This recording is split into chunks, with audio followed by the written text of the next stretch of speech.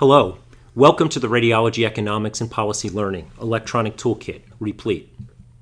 I'm Rich Duzak from Emory University, and this module is the third part of the Replete series on compliance, entitled Fraud and Abuse. This module is targeted to Level 5 of the Diagnostic Radiology Milestones Project of the Accreditation Council for Graduate Medical Education and the American Board of Radiology. Milestones levels differ for the various ACGME-approved radiology training programs, and so if you are in a program other than diagnostic radiology, please reference the Replete resource webpage for mapping this module to the correct level for your program.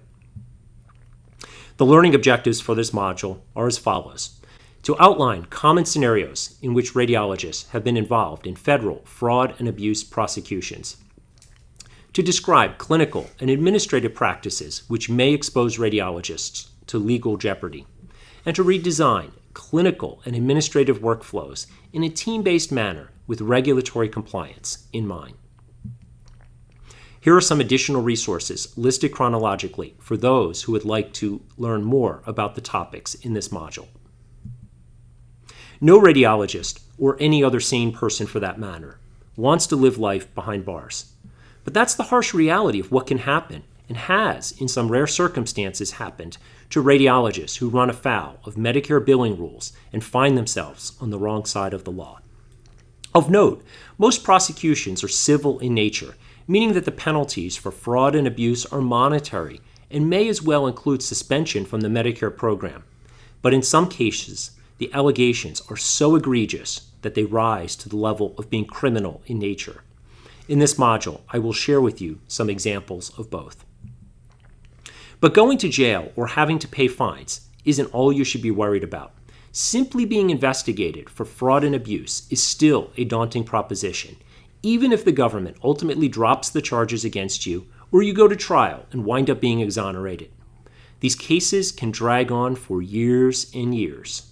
They consume an immense amount of resources, not only in legal fees, but also in the form of missed time from work by you and your partners and your administrators preparing your defense.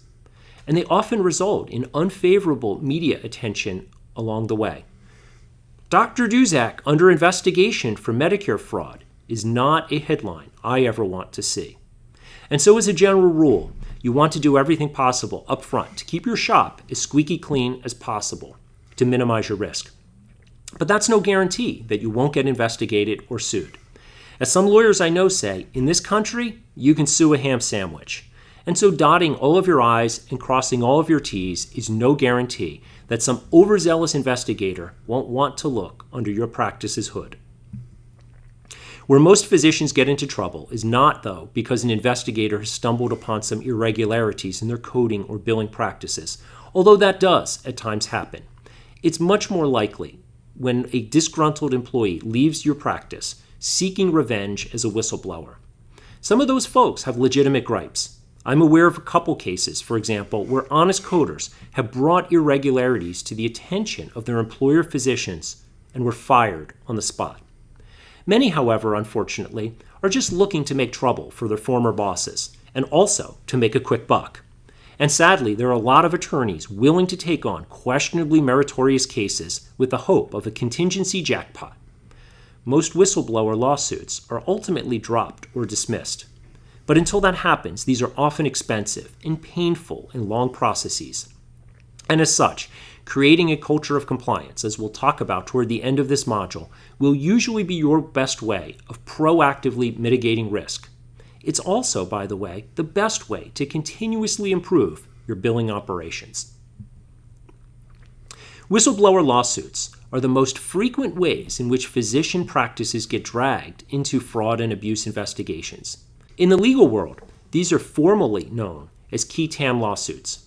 You can read the Latin language at the top, which led to this term, but it translates to one who sues on behalf of the king as well as for himself. Qui tam lawsuits arise because of a provision in the Federal Civil False Claims Act that allows a private citizen, meaning you or me, to file a suit in the name of the U.S. government, charging fraud by government contractors and other entities who receive or use government funds. And importantly, that relator, which is the whistleblower, shares in any money recovered.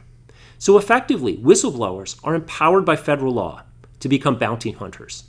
And depending on the details of what information they supply the government and how it helps the case, they often share in as much as a quarter to a third of the settlement or penalty.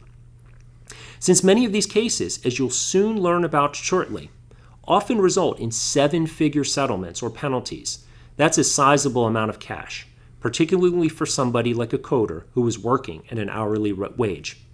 And so there's a huge cottage industry supported and enabled by the Federal Civil False Claims Act. We're really talking some big dollars. $1 million here, $7 million there. This stuff adds up pretty quickly.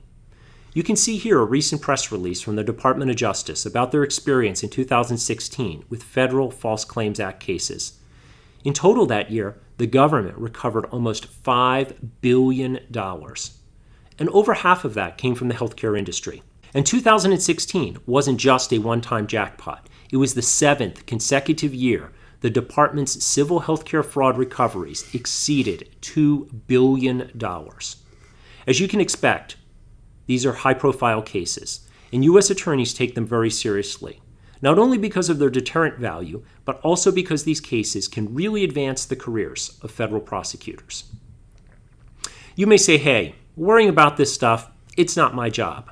I'm a doctor, and my work focuses on just clinical services. But CMS and other payers will disagree with you. You're the one collecting the money, and therefore you'll be held responsible for what your practice does, since you're one of the captains of the ship. Indeed, you need not be doing all of the coding and billing yourself, but as a practice owner or leadership employee, you can't just turn a blind eye to all of this. Your job will be to create a culture and infrastructure that facilitates compliance. This isn't just my opinion. It's what the government says. You may recall way back in Level 1 modules, I shared with you this sample CMS 1500 form. It's the paper, and now frequently electronic form, that our practices use to submit claims for your services. At one point in your career, you will probably sign over authority to your billing staff to submit these on your behalf. And that means you'll be responsible for the fine print that they agree to every time they sign off on one of these for you. Let's go through that fine print, because if you accept payments from the government, and all physicians providing services to Medicare and Medicaid beneficiaries do, you will be expected to comply with all of this. I've blown up all of the fine print here, but let's focus on some specific phrases. I've told you multiple times that you need to capture true, accurate, and complete information to submit your claims. This is why Medicare expects this of you, and when you submit a claim, you're attesting that it's true, accurate, and complete to the best of your knowledge. Some physicians plead ignorance if they get investigated for Medicare fraud or abuse, but that's not going to work either. Simply saying, I don't know anything about the rules is not an excuse. You've gotten this far in Replete, and so you know more than most radiologists do about all of these rules. But even if you didn't participate in Replete, Medicare still expects you to know it anyway. You're attesting every time you submit a claim that you can access whatever regulatory information you need from Medicare on their website or by phone. And what about all of those activities I encourage you to participate in to get good information? It's not just to help you bill better and get paid more. It's to help you meet Medicare's requirements that you've done your best due diligence every time you submit a claim. Saying, my coder submitted the bill is also not an excuse. If you're cashing Medicare's check, they are going to hold you accountable for the integrity of your claims, whether you submitted them yourself or you engaged a billing company to submit them for you.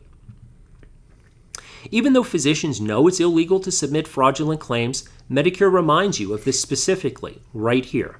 Again, you can't plead ignorance to get a get-out-of-jail-free card. You're attesting as well that to the best of your knowledge, the services you rendered were medically necessary. Remember, for most radiology services, that means you had a valid order and that you weren't going rogue and churning studies out of your office that were never ordered. This is why there was a specific module on what to do with the problematic order. And remember the supervision rules we've talked about with regard to RAs and others?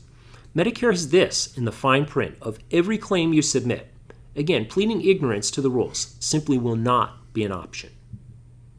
And finally, with regard to physicians, billing claims for services rendered by RAs or NPs or PAs, this portion indicates that you're attesting that the bill being submitted correctly identifies who rendered the service. This is the basis for why I told you that when you set up workflows for your non-physician providers, you think carefully about who will be providing services so that you can set up your coding and billing processes accordingly. Much of this comes back to the flow chart I shared with you many times in early modules. When we dissected each of these steps, I hopefully convinced you that each represents a point of reimbursement failure if you don't do it right, or an opportunity to optimize reimbursement if you do it right. Each of these as well is potentially a compliance point of failure, a step, if neglected, where you could get into trouble, or an opportunity to do a better job dotting your I's and crossing your T's and making sure you get it all right. Rather than walk you through Medicare's rules in detail once again, because you've heard them all now in one form or another throughout Replete, I'd like to spend the rest of this module focusing on some case studies. Each of these will be examples of where radiology practices have attracted the attention of federal investigators in allegations of fraud and abuse. For this Level 5 presentation, my hope is that this will help you synthesize a lot of material that you've mastered to date and highlight for you that the stakes are high for those who cut corners. First, though, in presenting these case studies, let me offer a few caveats. All of the case material that I'm presenting herein is done so in an educational manner, and it's intended to highlight issues of importance to investigators and prosecutors. All of the information presented about identifiable cases is based solely on publicly accessible information. And although some individuals that I'll be discussing have either been found guilty or pled guilty to specific charges, no guilt has been admitted, nor should it be implied in the other cases in which settlement agreements have been negotiated. With that as background, I propose to you a few questions you should ask yourself as you think through the chain you implement in your practice, as you go from orders to scheduling and registration to examination performance and interpretation, and then finally, coding and billing. Did you perform the service? Did you perform it in a billable manner?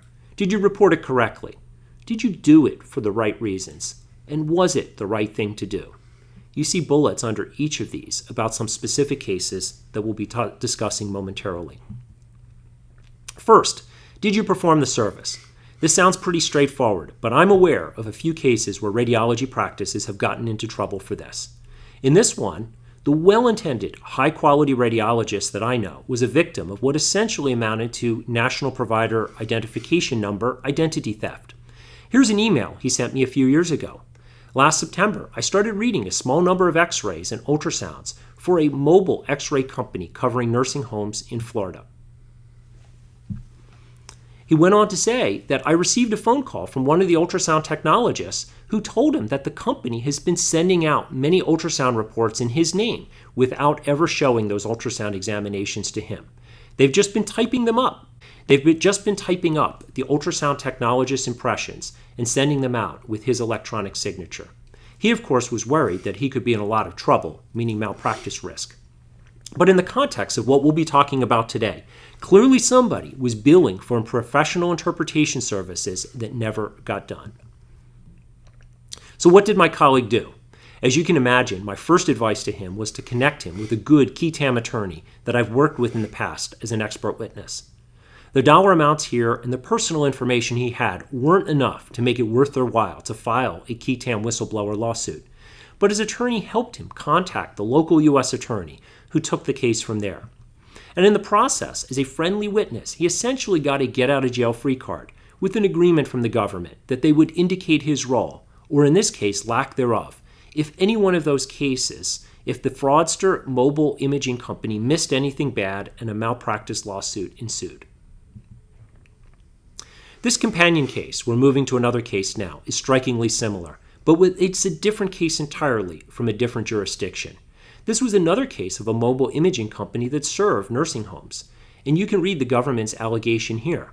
The defendant here holds a PhD in mathematics, and he was not a medical doctor or in any way a licensed physician.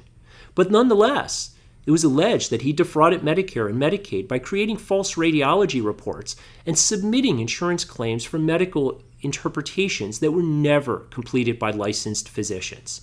Basically, he was doing the same thing that we heard about in the last case, so the accusation went. In this case, some pretty bad stuff happened. Apparently, 2 patients died because their x-rays were not reviewed by qualified radiologists, and presumably critical findings were missed. And those cases, remember, were dictated by a mathematician, not a physician. This case was so egregious that it was deemed to not just be civil, but also criminal. In this case, the defendant mathematician faces a maximum sentence of life in prison for each of the 2 counts of healthcare fraud resulting in death, and you can see the additional penalties listed thereafter. Again, jail time in healthcare fraud and abuse cases is uncommon, but it does indeed happen. And here's another one of those cases where imprisonment came into play. You may recall this case from very early back in Level 1 of Replete. Here's what the government said. Remember this case. Certain attending physicians in a teaching facility setting certified that they had reviewed the images associated with reports prepared by resident physicians, when in fact, they had not reviewed those images. Those 2 attending radiologists were alleged to have violated Medicare and hospital rules. Remember, the rules are such that the attending radiologist can only bill for those cases if he or she reviews the image and provides any necessary input to the final interpretation report. I'll remind you then of the teaching physician rule. You can see it here. Remember, Medicare is already paying trainees through payments to their hospitals, and so it will only pay attending physicians separately and additionally if they provide real and legitimate work. The bottom line here is that Medicare will not pay for an interpretation if the teaching physician only countersigns the resident's interpretation and that attending physician doesn't interpret the study him or herself. You may recall me telling you that this was a big deal back when I was a resident and fellow in the 1990s. The settlement amounts in the physicians at teaching hospitals or path audits were huge. And because of the size of those recovery payments, the government continues to pay close attention to teaching physician issues.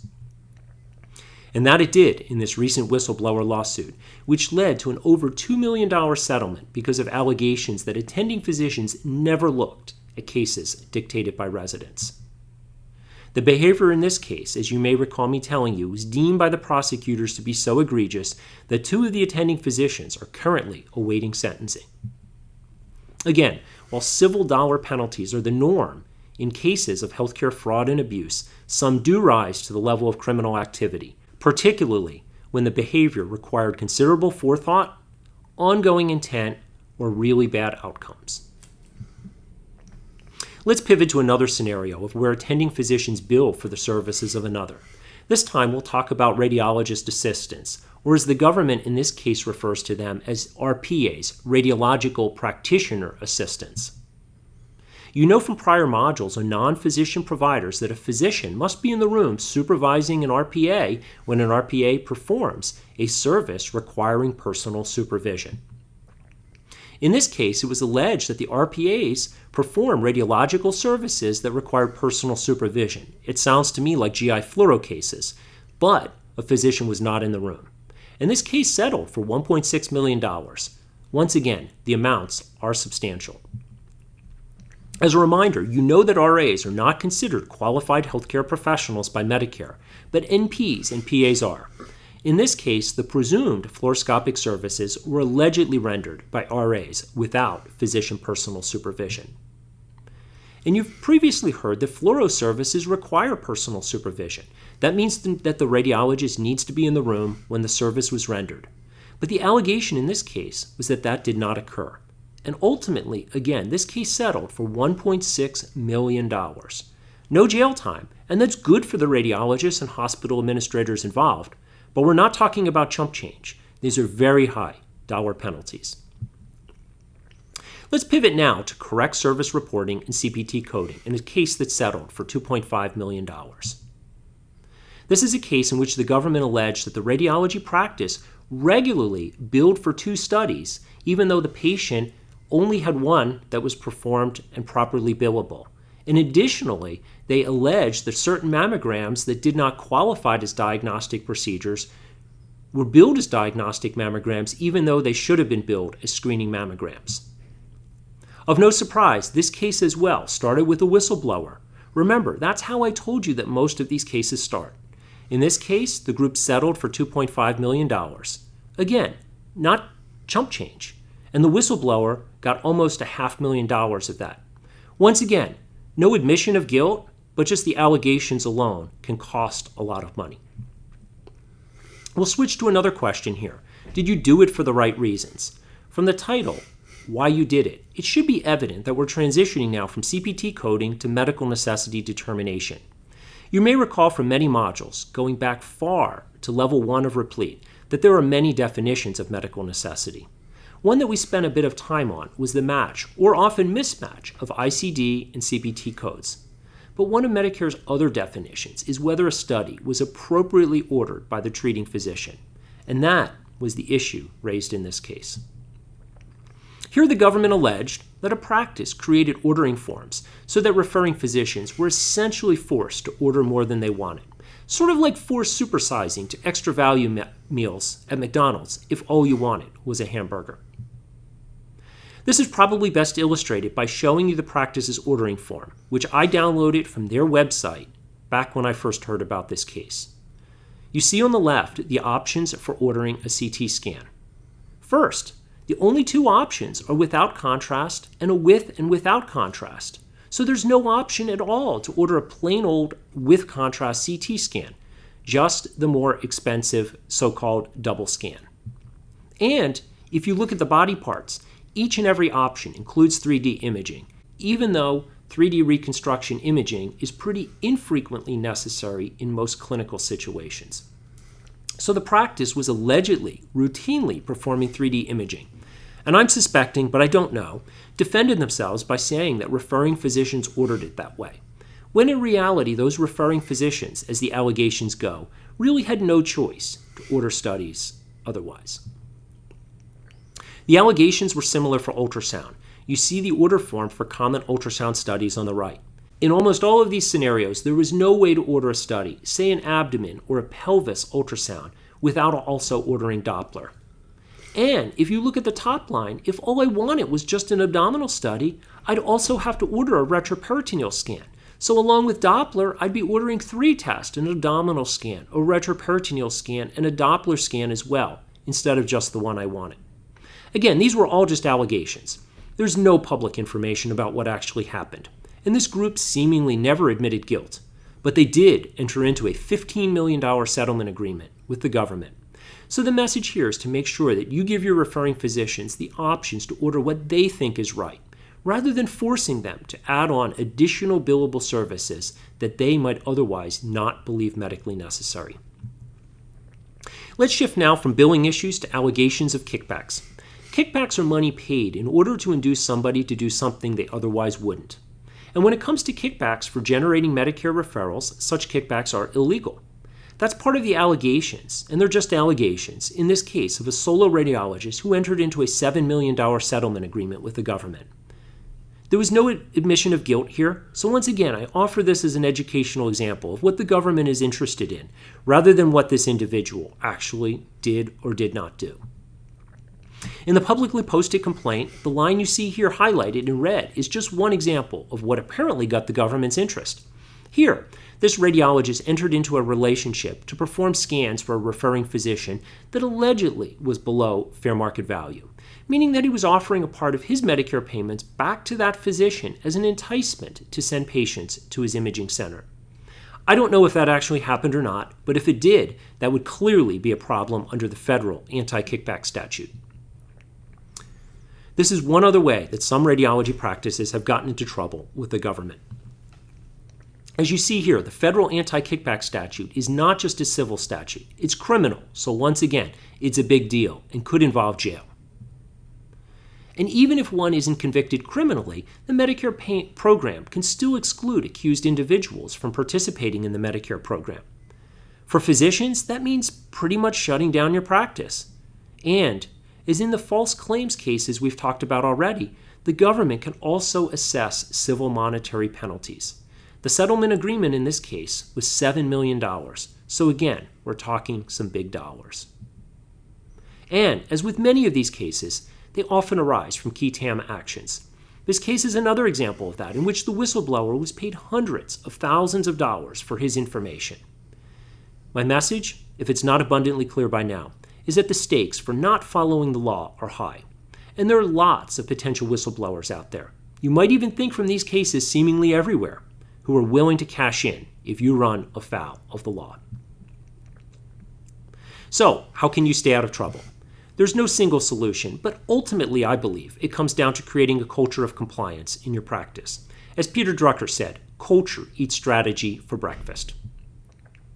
The umbrella, then, that I think you want to put over your practices so you don't get rained on is to instill in everyone the importance of doing the right things for the right reasons. That doesn't just apply to patient care. It also applies to your coding and billing and all matters financial as well. That culture, then, is one of both compliance and respect, meaning that you commit to continually educating and improving your team, and agree to identifying and admitting mistakes and addressing them proactively, rather than covering them up. Most of the time, those mistakes are identified by staff members. If you listen to them and respect them, then your practice improves. But if you don't, as you've seen in the many cases I've highlighted, those folks can and will turn into whistleblowers, incentivized by nice rewards for filing qui tam lawsuits that quickly become your practice's worst nightmares. In summary, then, radiologists are not immune to high-visibility federal fraud and abuse prosecution. Legal jeopardy for compliance violations is most frequently civil and monetary, but some recent cases have resulted in criminal pleas and verdicts. And radiology practices should cultivate cultures of compliance and respect, always striving to do the right things for the right reasons. To ensure appropriate credit for this module, please make sure that you complete the accompanying online quiz from the RSNA's e-learning platform. More information on the Replete initiative and additional resources are available on the RSNA's website. I'm Rich Duzak from Emory University, and I look forward to helping you continue along your economics and health policy milestones journey. Again, thank you for participating in Replete.